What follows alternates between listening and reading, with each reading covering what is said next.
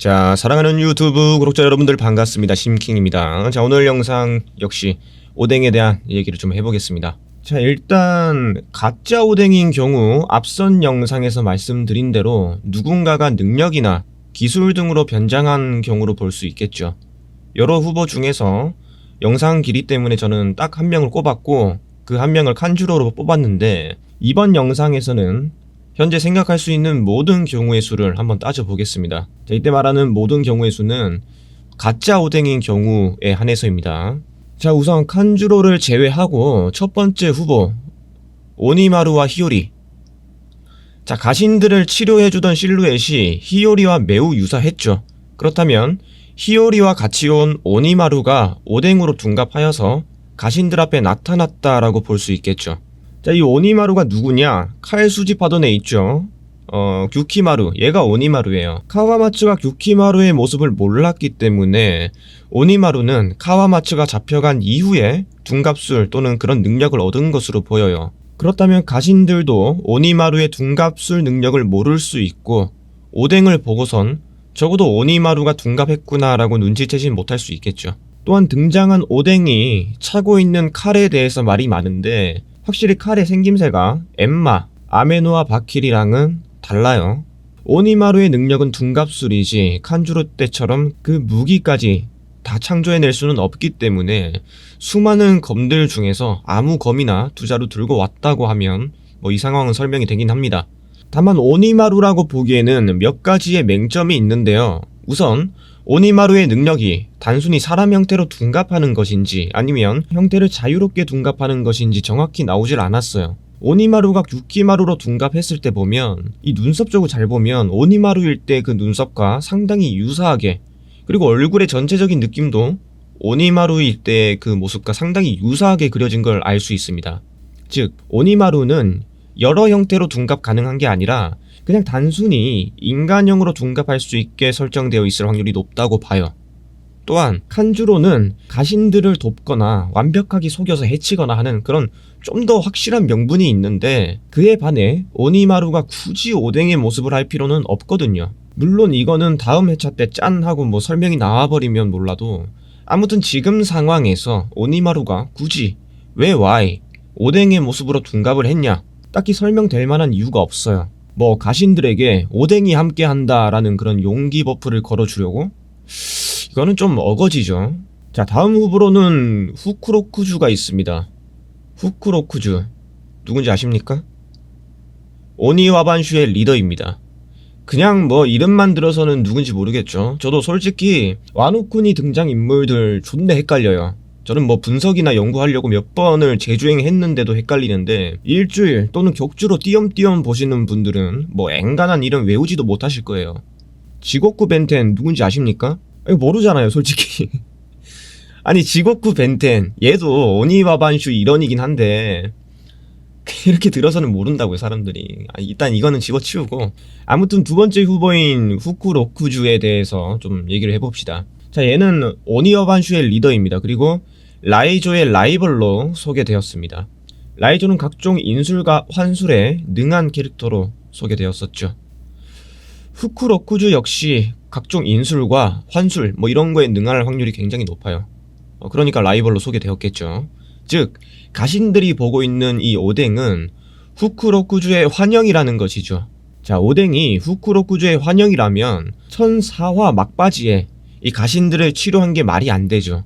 이게 성립되려면 천사와 막바지에 가신들을 치료했던 건 히요리이고, 뒤늦게 이것을 발견한 후쿠로쿠주가 가신들을 처리하려고 했는데 이미 어느 정도 치료가 되어서 혼자 다 처리하긴 힘들 것 같으니까 일단 환술로 얘네들을 좀 유인하려고, 그러려고 가짜 오뎅으로 지금 혼돈을 주고 있다, 이런 상황이 되어버리는데, 이것도 좀 맹점이 있습니다. 애초에 오니와반슈는 독단적으로 혼자 다니는 그런 조직은 아닌 것처럼 보였거든요. 심지어 오니와반슈의 리더가 혼자서 싸돌아댕긴다? 오케이, 그것까지 어떻게 이해한다 쳐요. 근데 왜 하필 오뎅의 환영을 만드냐는 거죠.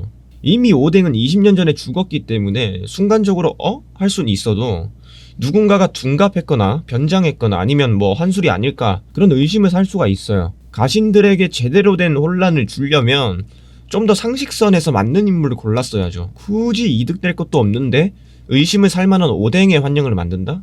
즉 이걸 억지로 생각해보면 가능은 한데 딱히 그럴 이유가 없다는 게 두 번째 후보인 후쿠로쿠주에 대한 제 의견입니다. 자, 다음 세 번째입니다. 세 번째 후보는 댓글에서도 꽤나 언급된 카타리나 데본. 자, 저도 댓글을 좀 많이 읽어봤고 그래서 데본에 대해서 좀 생각을 많이 해봤는데 일단 카타리나 데본 또한 둔갑술이 가능해요. 자, 카타리나 데본은 앞에 설명한 두 명과 달리 명분도 있고 논리적으로 오뎅으로 변신할 수도 있는 이유가 설명이 가능해요. 자, 우선 명분부터 설명할게요. 티치는 현재 두 개의 능력을 얻었어요. 초인계의 흔들흔들, 자연계의 어둠어둠.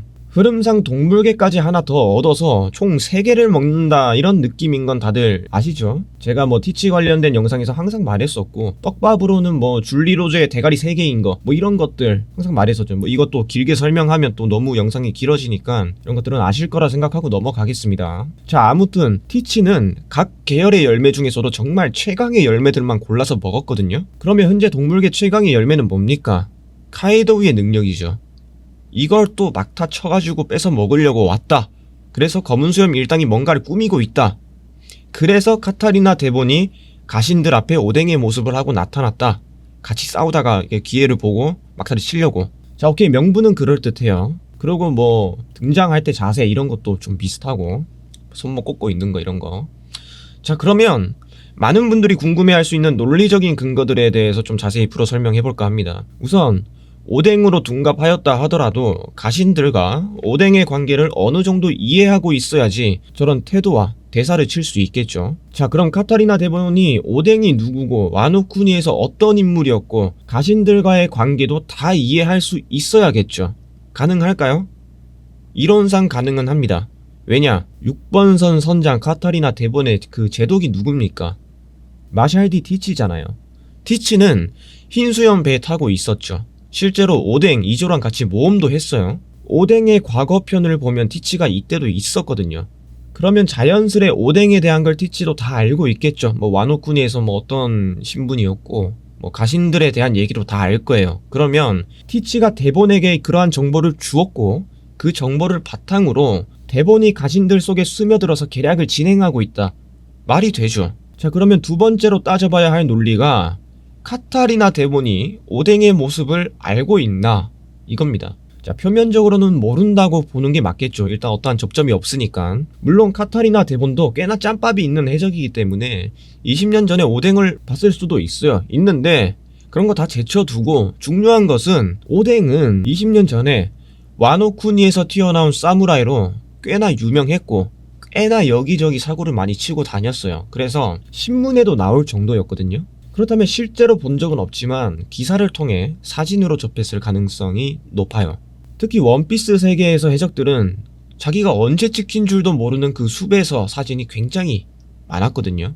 무려 흰수염배에서 2번대를 맡았던 그리고 와노쿠니에서 튀어나온 사무라이로 이름을 알렸던 오뎅이라면 꽤나 사진이 퍼졌을 가능성이 있다고 봅니다. 그래서 카타리나 데본은 칸주로만큼이나 가능성이 높은 후보로 저는 생각을 합니다. 아니 어쩌면 칸주로 이상으로 가능성이 높을 수도 있겠네요. 근데 만일 진짜로 저게 카타리나 데본이고 티치가 와노쿠니 막바지에 등장해서 또 막타를 치려고 한다? 이 자체 전개에 대해서 크게 거부감이 생기는 정도는 아니긴 한데 이렇게 되면 티치의 캐릭터성이 조금 무너질 수 있다고 봅니다. 티치는 굉장히 계획적인 인물이에요. 순간적인 충동성은 있지만서도 큰 틀은 계획 안에서 움직이는 인물이거든요. 어둠 열매를 구하기 위해 그 오랜 시간을 참고 버틴 그 인내심도 있고 임펠다운에 보낼 그 억대 해적을 잡으려고 할 때도 에이스를 마주치니까 즉각적으로 계획을 수정해서 적용하는 그런 순발력도 있었고 본의를 이용해서 해군과 협상하려 할 때도 사카즈키가 등장해버리니까 바로 주랭랑 쳐버리는 그런 판단력도 있었어요.